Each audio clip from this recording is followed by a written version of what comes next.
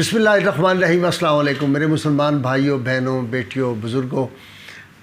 हुज़ूर रहमत कौनैन सल्लल्लाहु अलैहि वसल्लम ने अपने सहाबा की जिस अंदाज़ में तरबियत की थी, वो किस तरह की भी कुर्बानी उनको देनी पड़ती थी, और वो जान की हो, माल की हो, वो राह हक़ में कभी किसी खौफ का शिकार नहीं हुए, कोई डर उनके दिल में नहीं आया।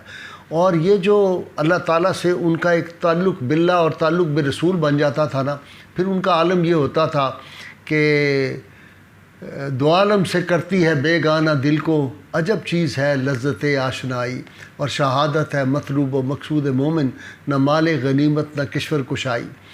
हजूर सल्लल्लाहु अलैहि वसल्लम रहमतुल्लाह अलमीन ने अपने 10 सहाबा को हज़रत आसिम बिन साबित रज़ी अल्लाह ताला अन्हु की जो थी ज़ेर निगरानी भेजा के जाके जो इस्लाम के दुश्मन हैं और कुरैश मक्का जो है उनकी सारी ख़बर लाएं कि वो क्या मुसलमानों के ख़िलाफ़ जो है वो अपने प्लान कर रहे हैं, वो क्या मंसूबे बना रहे हैं।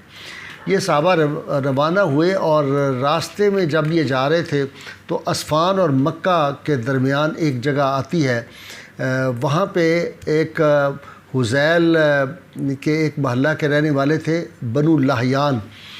इनको पता चल गया, और इससे पहले वाक़या ये हुआ था, ये जो काफ़िला 10 रुकनी था मुजाहिदीन का जो गया था, इसमें हज़रत खुबैब बिन अदी रज़ी अल्लाह ताला अन्हु, ज़ैद बिन दसना हुज़ूर सल्लल्लाहु अलैहि वसल्लम के सहाबी जो थे वो भी इसमें शामिल थे।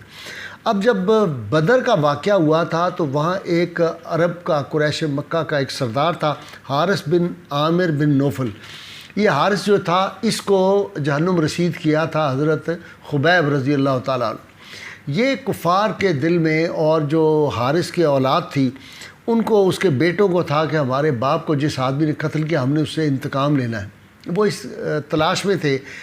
तो ये जो बनु लहयान थे, इन्होंने इन सहाबा को गिरफ़्तार कर लिया, इनका पीछा किया। ये पहाड़ी पे चढ़ गए सहाबा जो थे बचने के लिए, तो वहाँ से इन्होंने तीर अंदाज़ी शुरू की अपने दिफा में। उन्होंने तीर चलाए, क्योंकि वो तादाद में सैकड़ों में थे, ये सिर्फ 10 आदमी थे।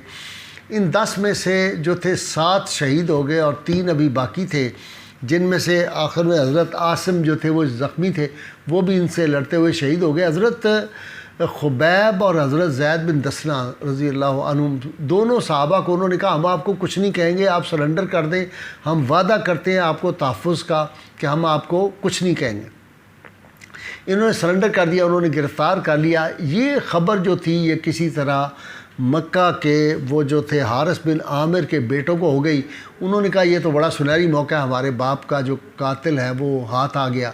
उन्होंने बहुत ज़्यादा पैसे दिए और इन दोनों को ले लिया, बहुत ज़्यादा पैसे दे के उस गद्दार कबीले के लोगों को।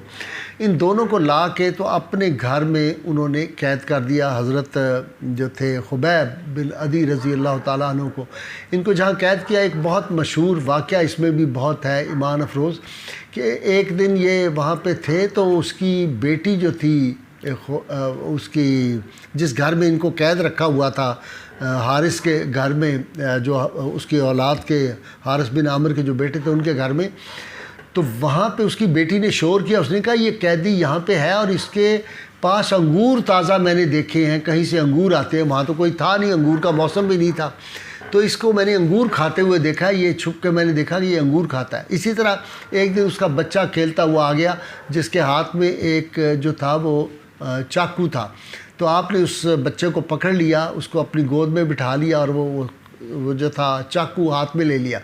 उसकी बीवी आई, वो चीख मार के वो बेहोश हो गई कि ये कैदी जो है, मेरा बच्चा इसके पास आया छोटा खेलता हुआ, तो ये तो उसको मार देगा। लेकिन हज़रत खुबैब रज़ी अल्लाह ताला ने कहा कि हमें हमारे पैगम्बर आज़म रहमतुल्लाह अलमीन सल्लल्लाहु अलैहि वसल्लम ये दर्स दिया हुआ है, किसी मासूम पे, किसी छोटे बच्चे पे तुमने जो है वो हाथ नहीं उठाना, किसी बच्चे पे, किसी औरत पे हाथ नहीं उठाना, तुमने जो तुम्हारे साथ लड़े ना, तो आप घबराए ना। ये बच्चा उन्होंने वापस कर दिया। ये देखें कि इन हालात में, जबकि उनको पता था कि उनको फांसी दे देंगे और उनको शहीद करने के लिए इन्होंने कैद कर रखा है, बेड़ियों में थे जकड़े हुए। खैर वो दिन आ गया जब वो इनको लेकर और जाके सूली पे इनको चढ़ा के और वो तीर मारने लगे। तो अभी کہتے ہیں کہ چند تیر ان کے جسم میں جب پیوست ہوئے تو ابو سفیان آگے بڑھے، اس وقت وہ ایمان نہیں لائے تھے۔ انہوں نے آگے بڑھ کے کہا کہ بتاؤ اس وقت تم تکلیف میں ہو، تمہارا جی تو یہ چاہتا ہوگا کہ یہاں تمہاری جگہ لا کے تمہارے آقا محمد صلی اللہ علیہ وسلم کو سولی چڑھا دیا جائے۔ اس سے پہلے آپ نے اجازت مانگی اور آپ نے کہا مجھے نفل پڑھنے کی اجازت دو، تو 2 نفل پڑھے اور جلدی جلدی پڑھے، اور پڑھ کے آپ نے کہا میرا جی تو چاہتا تھا کہ میں طویل سجدے کروں، لیکن اس خیال سے تم یہ نہ سمجھو کہ میں ڈر گیا ہوں موت سے، اور اللہ کی بارگاہ میں دعا کی یا اللہ کریم میں نے جو ذمے رسول اللہ صلی اللہ علیہ وسلم کا پیغام تھا وہ یہاں بھی آ کے کافروں کے سامنے پہنچا دیا، اب میری خبر میرے جو ہے آقا و مولا جناب محمد مصطفیٰ صلی اللہ علیہ وسلم کو یا اللہ خبر کر دینا۔ ادھر نگاہ نبوت یہ سارے منظر دیکھ رہی تھی، کیونکہ حضور صلی اللہ علیہ وسلم کو اللہ تعالیٰ نے وہ طاقت عطا کی ہوئی تھی۔ آپ صلی اللہ علیہ وسلم نے دیکھا جس طرح یہ سارا منظر تھا ان کو شہید کرنے کا، تو انہوں نے جواباً کہا جب یہ ابھی زخمی حالت میں تھے، سولی پہ چڑھایا ہوا تھا، تو تڑپ کے کہنے لگے کہ تو یہ کہتا ہے کہ اس وقت میں تکلیف میں ہوں اور کاش میری جگہ لا کے میرے آقا محمد صلی اللہ علیہ وسلم کو سولی پہ چڑھا دیا جائے۔ رب کعبہ کی قسم، خبیب تو یہ بھی نہیں چاہتا کہ اس کی نگاہوں کے سامنے اس کے آقا محمد صلی اللہ علیہ وآلہ وسلم کے پاؤں میں ایک کانٹا چبھ جائے۔ کسی نے بڑی اچھی بات کہی تھی کہ ہری ہے شاخ تمنا ابھی جلی تو نہیں، دبی ہے آگ جگر کی مگر بجھی تو نہیں، جفا کی تیغ سے گردن وفا شعاروں کی کٹی ہے برسر میدان مگر جھکی تو نہیں۔ اور جگر نے بڑی اعلیٰ بات کی تھی، جگر نے کہا جو حق کی خاطر جیتے ہیں مرنے سے کبھی ڈرتے ہیں جگر، جب وقت شہادت آتا ہے دل سینوں میں رقصاں ہوتے ہیں۔ یہ کہہ کے انہوں نے پھر زبردست وہ تیروں کی بارش کر دی اور نیزوں کی، آپ شہید ہو گئے۔ آپ کی لاش کو انہوں نے وہیں لٹکائے رکھا، تو حضور صلی اللہ علیہ وسلم نے اپنے 2 صحابہ کو بھیجا کہ جا کے ان کو جو ہے وہ اتار کے لاؤ، اس جو ہے ان کی لاش کو لے کے آؤ۔ تو حضرت مقداد بن عمر رضی اللہ تعالیٰ عنہ اور زبیر بن عوام رضی اللہ تعالیٰ عنہ، ان 2 کو رسول اللہ صلی اللہ علیہ وسلم نے بھیجا۔